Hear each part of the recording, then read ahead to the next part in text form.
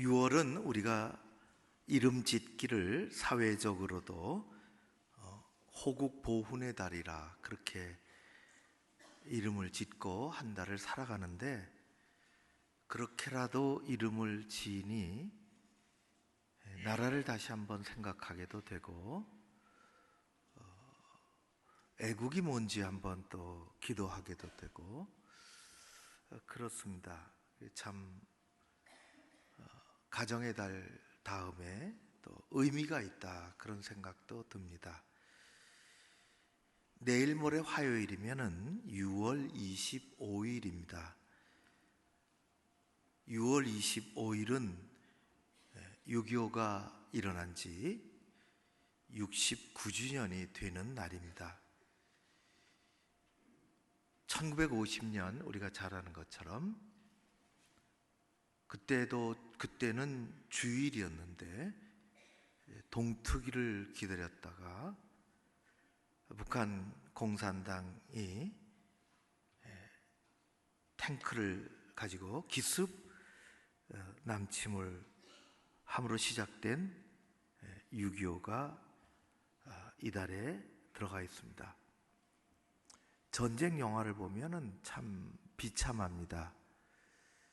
그런데 그것도 다른 두 나라가 싸운 게 아니라 같은 땅에서 같이 살던 남쪽과 북쪽이 싸웠습니다.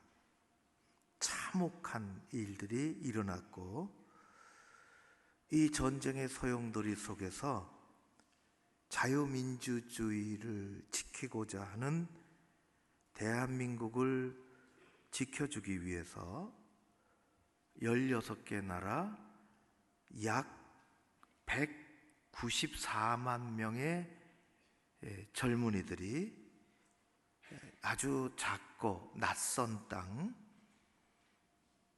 한 번도 만나본 적이 없는 우리들을 위해서 군화끈을 조여매고 전쟁터로 왔습니다. 194만 명이 전쟁을 치르는 동안에 약 4만 명이 죽었습니다. 숫자가 많아지면 우리가 가늠하기 어려워지니까 약간은 무감각하고 그냥 넘기는 경향이 있습니다. 어디서 4명이 죽었다거나 40명이 죽었다 그러면은 큰 일인데, 4만 명이 이 땅에서 외국의 젊은이들이 죽었다는 것에 크게 마음에 와 닿지 않을 수도 있습니다. 그러나 그것이 팩트입니다. 4천 명 이상이 전쟁터에서 죽음을 찾지 못하고 실종자로 분류되어 있습니다. 그리고 10만 명 이상이 외국 군인이 심각하게 다쳤습니다. 그들의 젊음을 이 땅에 바친 거지요. 최근에 어디 보니까 아주 젊은이가 사진을 잘 찍는데, 이미 그분들은 이제 나이가 많아서 나라에서 각각 이제 흩어져서 자기 나라에서 하는데, 찾아다니면서 그분들이 돌아가시기 전에 사진을 찍어주는 나름대로의 역사적인 기록을 남기고 싶어서 그런 것을 하는 그 기사를 받고, 그 기사에 사진이 하나가 윌리엄 웨버 대령의 사진이었습니다. 미국 해군으로 참전을 했고, 그는 전쟁 중에 수류탄을 맞아 본 것처럼 오른팔이 다 날아가 버렸고 무릎 아래가 없어졌습니다.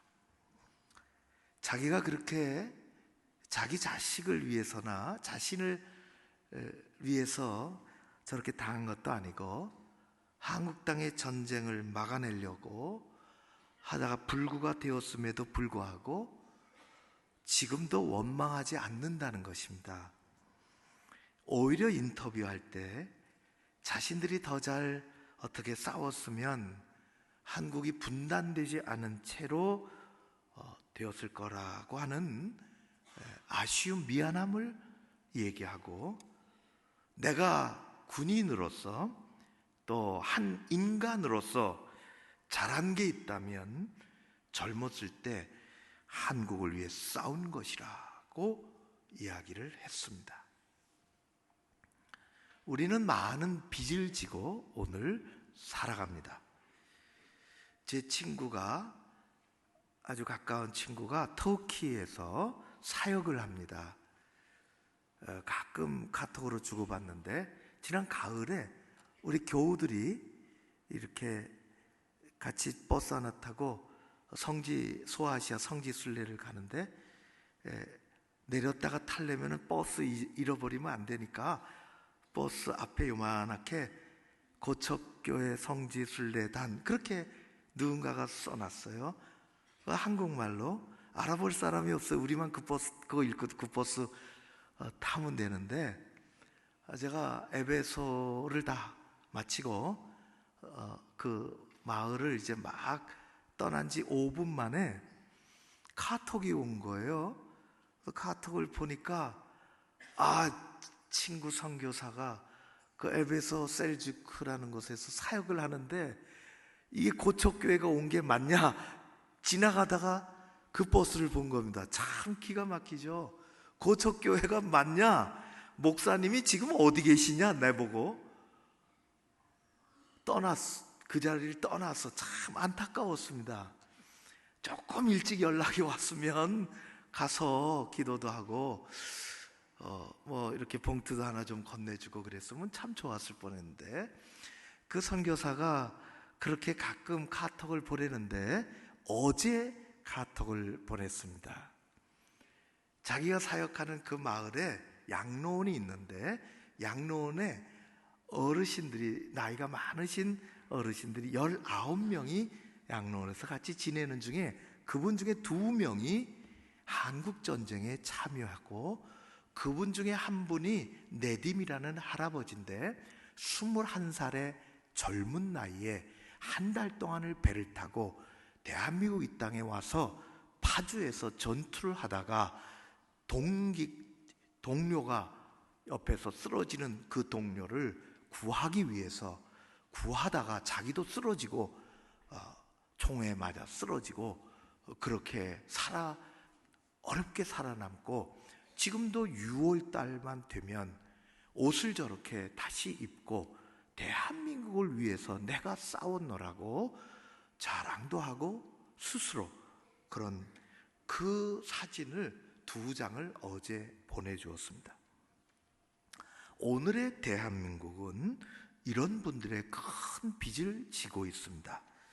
제가 조금 더 일찍 하나님이 그런 마음을 주셨다면 했는데, 그런 생각을 하게 됐어요. 우리 교회에는 어떤 분들이 한국 전쟁에 참전을 하셨을까라는 생각을 하게 됐습니다.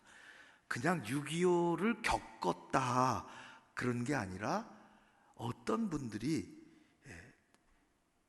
부대에서 이렇게 군인으로서 6.25 전쟁을 참전하셨을까.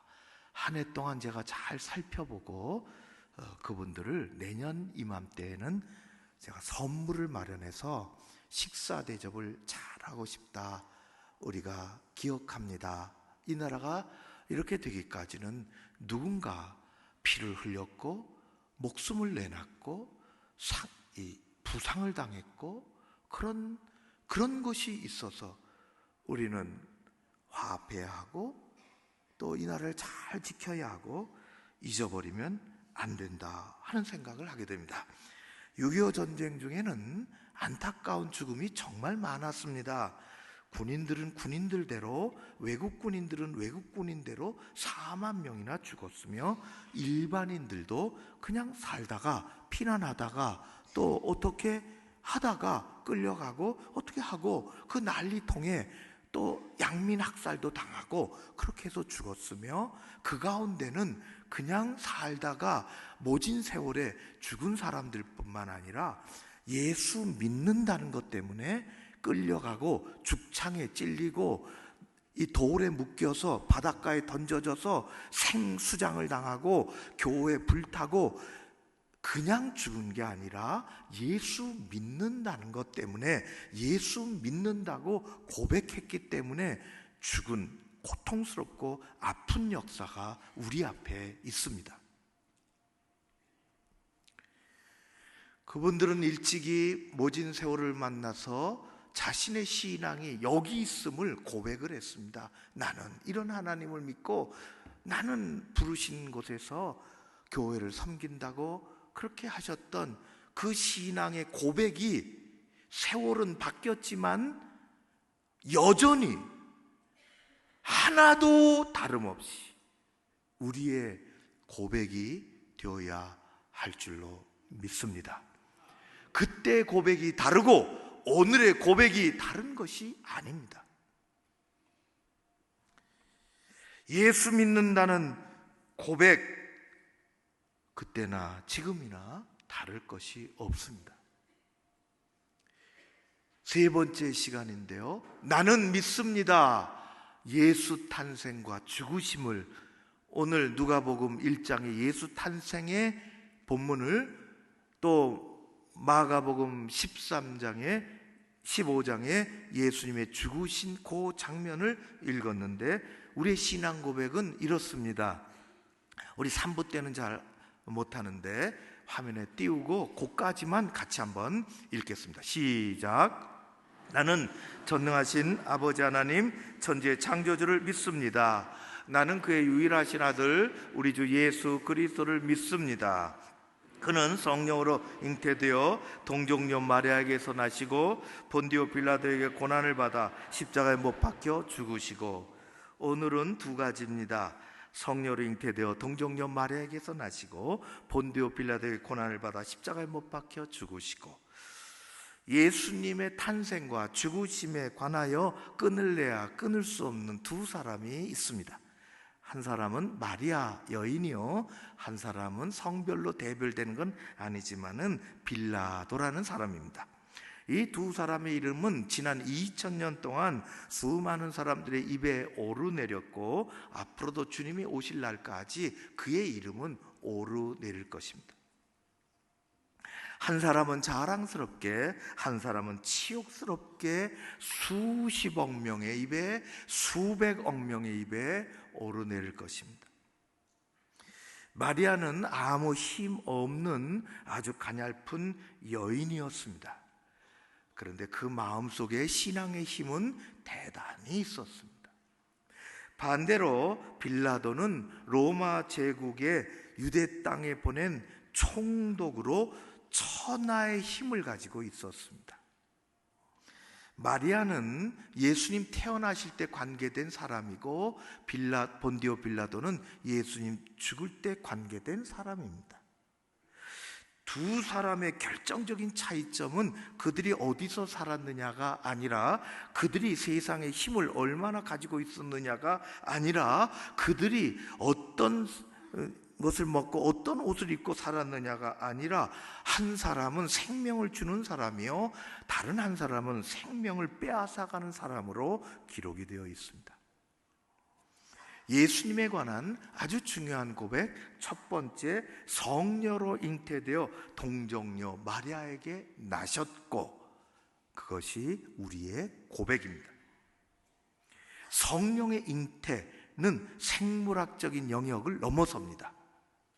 그것은 과학을 뛰어넘는 하나님의 신비 속에 있습니다. 이것을 받아들이기 쉽지 않습니다. 그림을 하나 보는데요, 17세기 이태리의 루카 지오다노라고 하는 유명한 사람의 수테고지의 그림입니다. 이런 비슷한 그림들이 그때나 지금이나 굉장히 많습니다. 아주 유명한 그림인데요, 천사가 마리아에게 왔는데, 마리아가 저렇게 옷을 아름답게 입을 수는 없겠고 토굴에서 살았다고 우리가 그렇게 알고 있는데, 아무튼 천사가 수테고지를, 하나님이 보낸 가브리엘이 여자여 잉태할 것이다 라고 그 손에 백합을 쥐고 있습니다. 여기 전통적인 그림입니다. 백합을 쥐고 있는 것은 꽃 중에 꽃이고 아주 순결하다, 그런 뜻입니다. 그래서 예수님 부활절에는 백합을 장식을 합니다. 하얗기도 하고 순결을 나타냅니다. 마리아가 놀랍니다. 나는 남자를 알지 못하는데 어떻게 잉태할 수가 있습니까? 말이 맞습니다. 그건 인간 사회에서 그렇습니다. 생물학적으로 그렇습니다. 혼자의 몸으로 임신이 불가능합니다. 100번 죽었다 깨나도 불가능한 일입니다. 그러나 가브리엘은 하나님의 신비로운 계획을 얘기합니다. 성령으로 잉태될 것이라. 하나님의 능력이 너를 덮을 것이다. 남자를 알지 못하는 처녀의 몸으로 하나님이 이 세상에 오신다는 것입니다.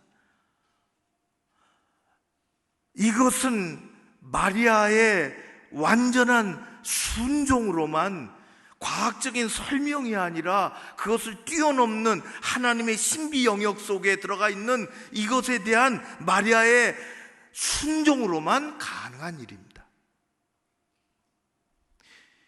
작은 일은 작은 순종으로 이루어지고 큰 일은 큰 순종으로 이루어집니다. 지금은 개그 콘서트, 그거는 또 프로그램 이름까지 나와버렸네. 제가 좋아합니다. 한 반 뺏기 잘 모르겠는데 주일 저녁에 참 좋습니다. 거기까지만 얘기하고, 옛날에는 잘 모르겠어요. 어떤 거는 왜 그러냐면은, 왜 제가 주일에 가서 그걸 되도록이면 보려고 하냐면은 저의 몸과 마음을 풀어내는 방법입니다. 제가 긴장이 돼 있고 신경이 많이 쓰이고 또 몸도 피곤하고, 그래서 푸는 방법이 따로 없어. 집에 들어가서 아무도 없으니까 그 시간 9시 좀 넘어서 아파트 일랑 찾아오질 마십시오. 그런 분도 없었지만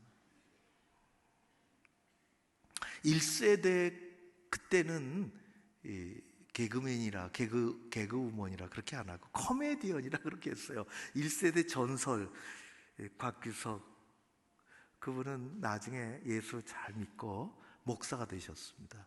또 같이 활동했던 구봉서, 그분은 장로가 되셨습니다. 전도를 했대요. 이거 사실인데, 후배 연예인 전도를 하고 교회에 얼마 동안 잘 적응하고 세례받을 기회가 와서 세례교육을 받았다는 겁니다. 세례교육을 잘 받았대요. 잘 받다가 어느 날 걸려버린 거예요. 여기에 걸렸습니다. 목사님이 가르치는데 이게 용납이 안 되는 거예요. 어떻게, 목사님 생각해 보세요. 이게 말이 됩니까? 어떻게 처녀가 잉태하여 아기를 낳을 수가 있겠습니까? 목사님이 어떻게 대답을 하겠어요?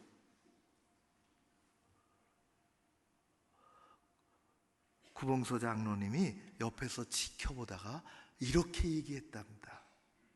야 임마, 네가 뭘 걱정이야. 남편인 요셉도 괜찮다는데 내가 뭔데 안 된다 그래. 정말 심플하지만은 맞아요. 하나님의 일하심은 생물학을 뛰어넘습니다. 나는 믿습니다. 전능하신 하나님이 천지를 창조하신 것을, 하나님이 전능하셔서 천지를 창조하신 것을 믿는 나는 하나님이 생물학적인 가정을 잠시 뛰어넘는 일은 아무것도 아니라고 여전히 넉넉한 마음으로 믿습니다.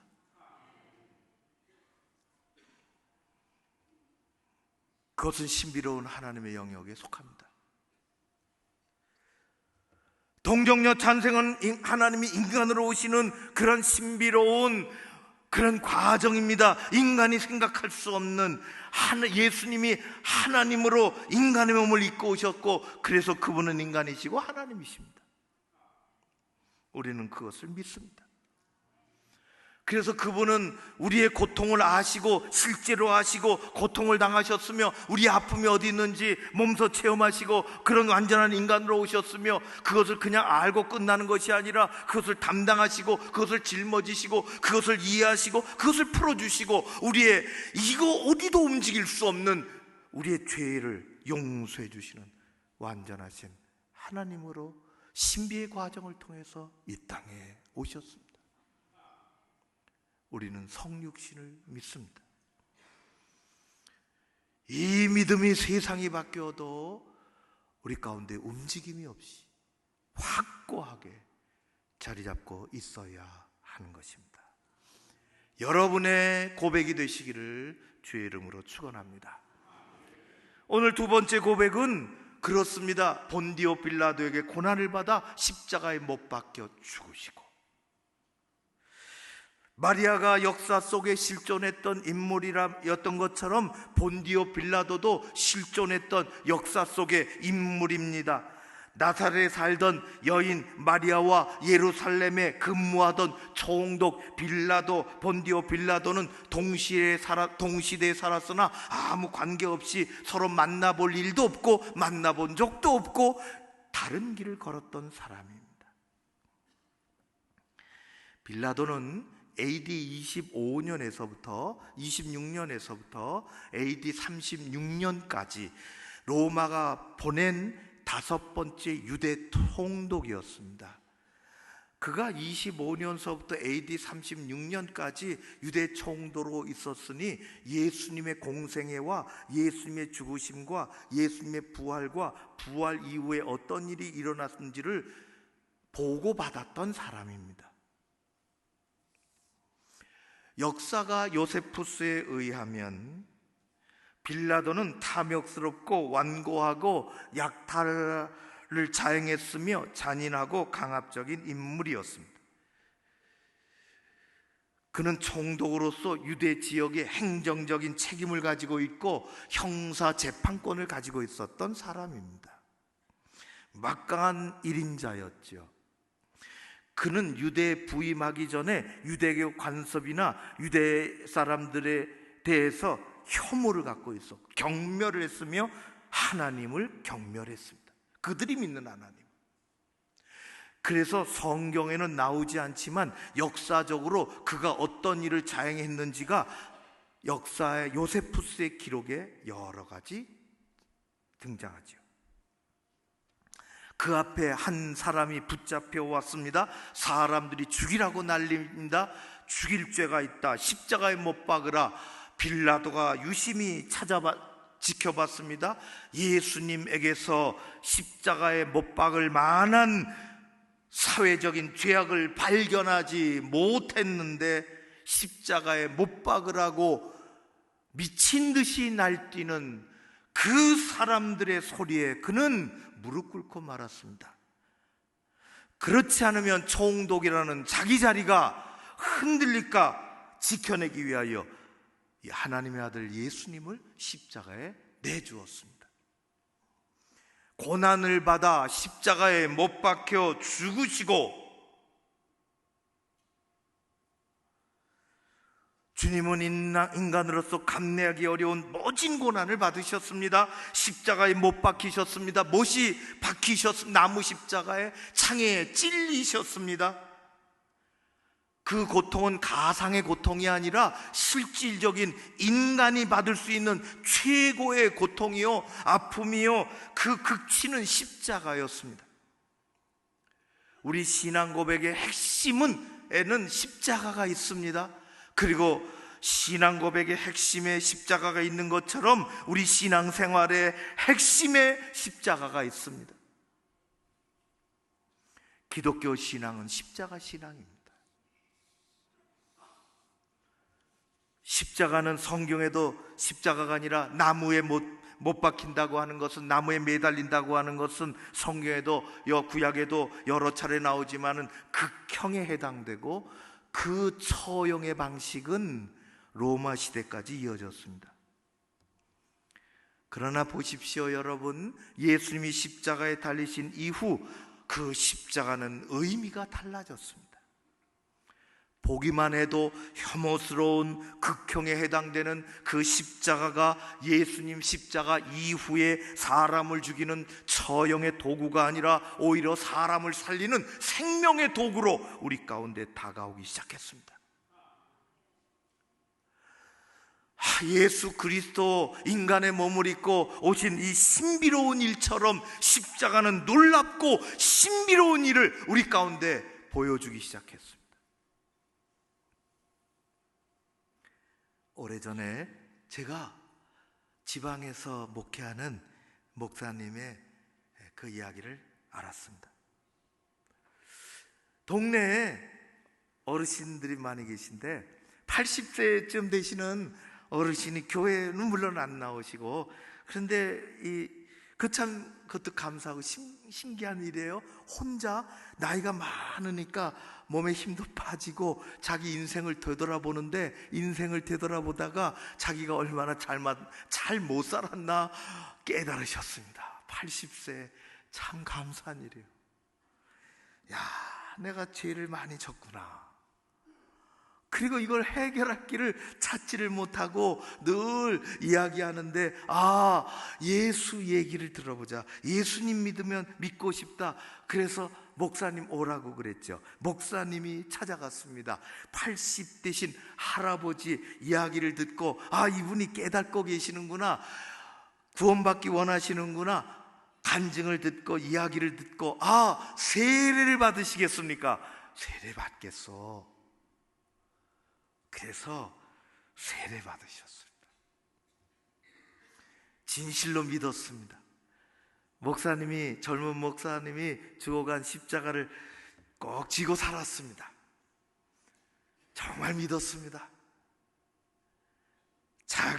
자신이 얼마나 잘못했으며 남을 힘들고 괴롭게 했으며 또 인생에 많은 오류를 범했으며 이제는 다 용서됐고 하늘의 소망을 가지고 천국에 갈 그런 마음을 가지고 그렇게 사셨는데, 몸은 어쩔 수 없이 더 아파지고, 얼마에 한 2년의 세월이 지나서 목사님 다시 오라 그랬습니다.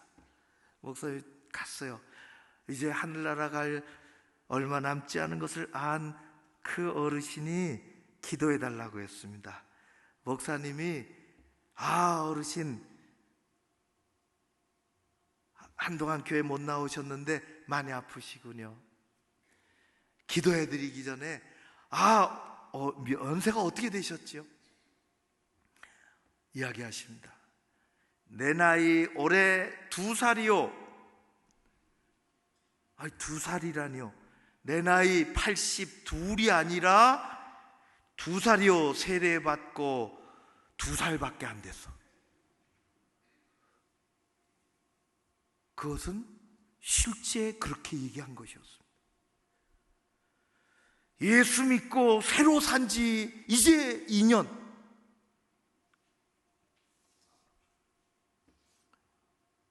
여러분들은 언제 예수님을 믿었습니까? 언제 십자가를 만나셨습니까? 언제 십자가가 여러분의 십자가가 되셨습니까? 독일의 유명한 철학자요 신학자였던 키에르케고르는 우리 인생은 20부터가 아닙니다. 우리 인생은 40부터도 아닙니다. 우리 인생은 60부터도 아닙니다. 우리 인생은 십자가부터입니다. 그렇게 했습니다. 세례 받으신 지 얼마 되셨습니까? 세례 받으시고 예수님의 십자가를 깨닫고 살아가신 지 얼마나 되셨습니까?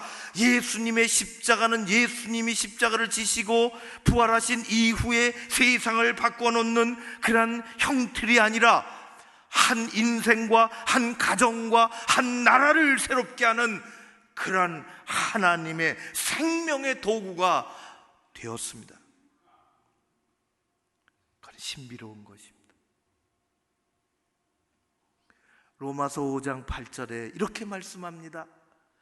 우리가 아직 죄인 되었을 때, 아무것도 모를 때, 내 죄가 얼마인지도 깨닫지 못했을 때, 내가 중구난방으로 뛰고 내 인생의 시간이 내가 가지고 있는 것처럼, 내게 준 재물이 다 내가 어떻게 해서 한 것처럼, 그리고 교만하고 높아지고 내가 아직 죄인 되었을 때, 그리스도께서 우리를 위하여 죽으심으로, 하나님이 보내주신 예수 그리스도, 그렇게 하심으로 하나님이 우리에 대한 사랑을 확증하셨느니라. 우리는 십자가로 이것을 깨닫게 되었습니다. 십자가는 하나님의 사랑의 극치입니다. 십자가는 우리가 살아가는 능력입니다. 세상에 많이 힘들고 주저앉아 일어날 힘이 없는 수많은 사람들이 십자가 붙잡고 일어섰습니다. 헤매고 아프고 고통스럽고 몸과 마음이 다 피폐되었어도 그곳이 어디든지 상관없이 예수 십자가로 사람들은 살아났습니다. 하나님의 놀라운 신비입니다. 우리는 인간의 몸을 입고 오신 신비로운 성 육신 예수 그리스도의 나심을 믿습니다. 우리 모두가 그렇게 진실로 믿습니다. 그리고 그분이 십자가에 못 박혀 죽으심으로 하나님의 사랑과 구원과 치료의 능력을 우리 가운데 주신 것을 우리는 여전히 믿습니다. 시대가 어려워 그렇게 하고 자기가 붙잡혀 죽는 그 신앙의 고백이 여전히 우리 가운데 그런 고백이 있음을 우리는 그렇게 고백합니다. 우리의 고백이 우리의 삶이 되고, 우리의 삶의 그릇에 하나님이 일상의 삶에서 주시는 그 일상의 은총을 담아내야 하고, 그리고 주시는 기적도 담아내는 우리의 삶이 되어야 할 줄로 믿습니다. 우리는 이 땅에 고아와 같이 살지 않습니다. 세상이 무너져도 누군가가 한 그루 사과나무를 심는다는 것처럼 우리는 예수 붙잡고 그 십자가 의지하고 살아가는 사람들입니다.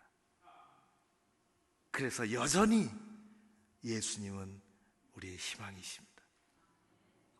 여러분 삶 가운데 그렇게 고백되어지는 그런 신앙 고백이 여러분의 삶이 되고, 여러분의 삶의 그릇에 일상의 은총을 내리시고 기적도 베풀어 주시는 놀라운 일들이 늘 가득하시기를 주의 이름으로 축원합니다. 고마우신 아버지 하나님을 찬양합니다. 이 나라의 소통이 필요하고, 이 나라의 화합이 필요하고, 이 나라의 전쟁이 사라지고 그 소문이 사라지고 평화가 오기를 원합니다. 하나님, 우리의 삶의 주관자가 되시고 교회의 주인이 되시며 대한민국을 지켜 주시옵소서. 예수 그리스도 오심을 믿으며 예수 그리스도 십자가를 의지하며 살아가는 우리 모두가 되게 하여 주시옵소서. 예수님 이름으로 기도하옵나이다. 아멘.